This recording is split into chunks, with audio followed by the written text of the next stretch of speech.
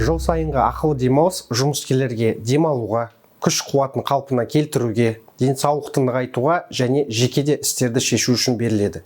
Оның ең аз дегендігі ұзақтығы 24 күн күнтізбелік күн.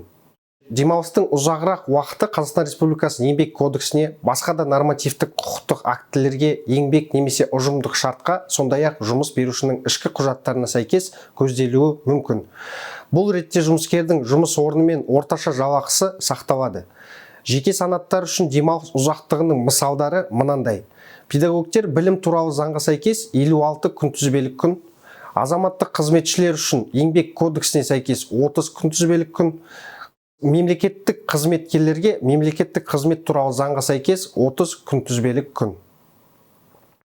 Қосымша демалыстар ауыр, зиянды немесе қауіпті жұмыстармен айналысатын жұмыскерлерге кемінде 6 күнтізбелік күн, бірінші және екінші топтағы мүгедектігі бар жұмыскерлерге кемінде 6 күнтізбелік қосымша күн беріледі.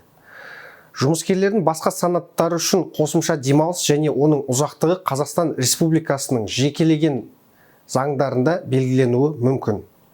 Демалыстың ұзақтығы демалыс кезеңіне келетін мереке күндерін есептемегенде күнтізбелік күндерде есептеледі.